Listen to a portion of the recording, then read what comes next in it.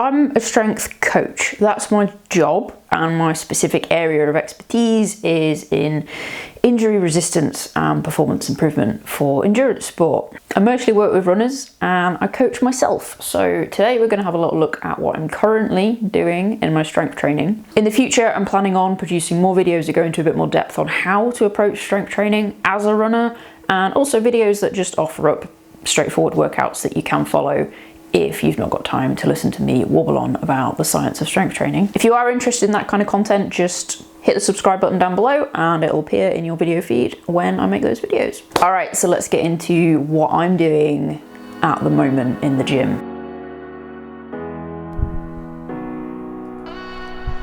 Alright, every workout starts pretty much the same. I do some light plyometrics, both double-legged and single-legged, and this is to basically maintain lower limb health and to improve my reactive force production.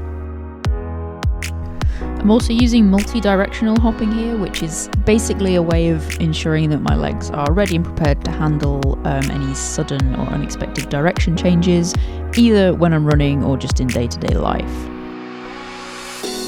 This is still the warm-up phase of the workout, so we're doing a slightly higher volume of the exercises just to prepare the body for what's coming. I finish off the plyometric section of the workout with a low volume of higher intensity jumps.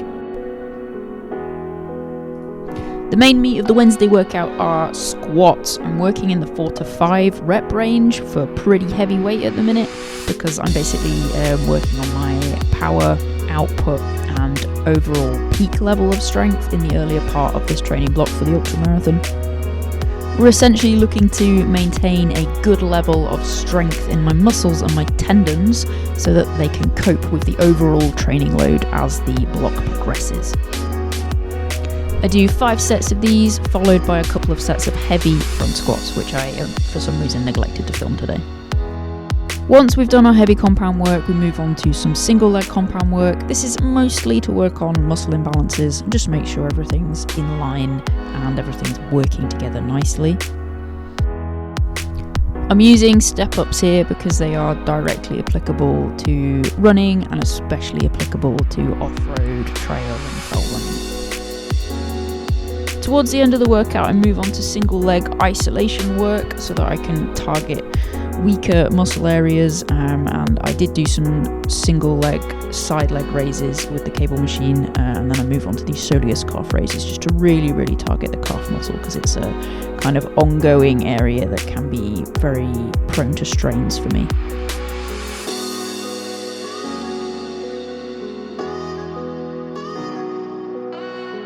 Saturdays follow a pretty similar format. I do my high volume, low intensity plyometrics, but I just do a slightly different high intensity, low volume exercise, as you can see here, which is hurdles.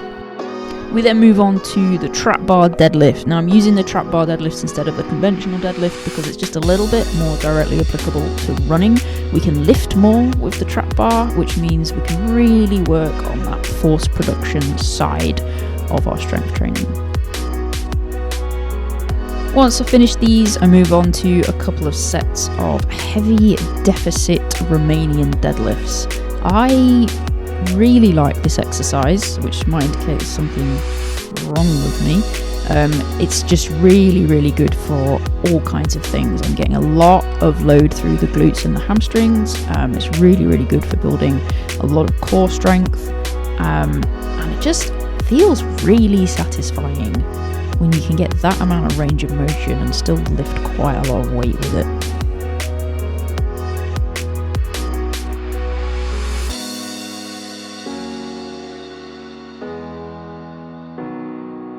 On Saturdays, my single leg compound exercise is a Bulgarian split squat, and this is just a really good exercise for working on those muscle imbalances. After I've done these, I do also do some single leg extensions just to really target my quads and build up a bit of strength and build up a bit of muscle around the knees. I finish off this workout with some heavy calf raises. Again, calves are a relatively weak area for me. I have been very prone to calf strains in the past, so I just make sure I'm doing lots of consistent work on making sure my overall level of strength and resilience in my calves is really, really good.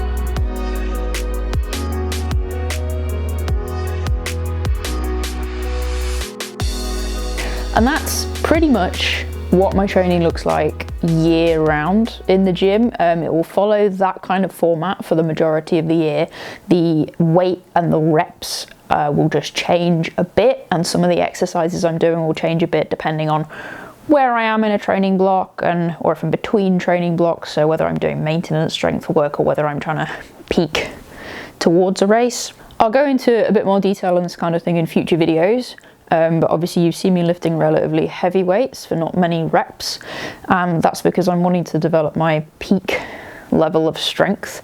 Doing lots of reps for a lighter weight doesn't really do me any favors. It just creates a lot of unnecessary fatigue, and it's just gonna basically make my muscles grow bigger, which I don't really want.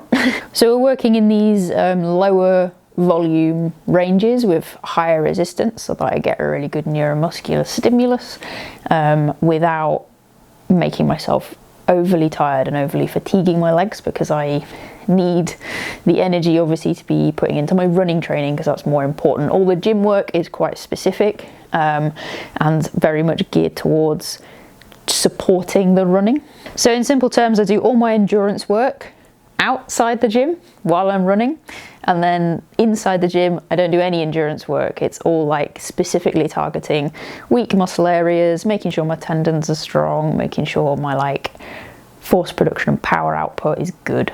I do want to put together a much more in-depth video on how to approach strength training as a runner, so I will be working on that over the next few weeks, and that should hopefully come out during this training block. There's quite a lot of information to try and condense down into a digestible format, so that'll be a nice challenge, I suppose. So keep an eye out for that. That's a little bit of a look at another side of my training. If you've got any questions about strength training in relation to running, drop them down in the comments and I will do my best to answer them. If they're slightly longer and more complex questions, I will put my business email down in the description, so you can just drop me an email if you'd rather if you need to type out an essay that isn't going to work in a YouTube comment. So yeah, feel free to get in touch with me if you've got any like detailed questions that you want answering. Alrighty, that's everything from me. Thank you very much for watching, and I'll catch you in the next one.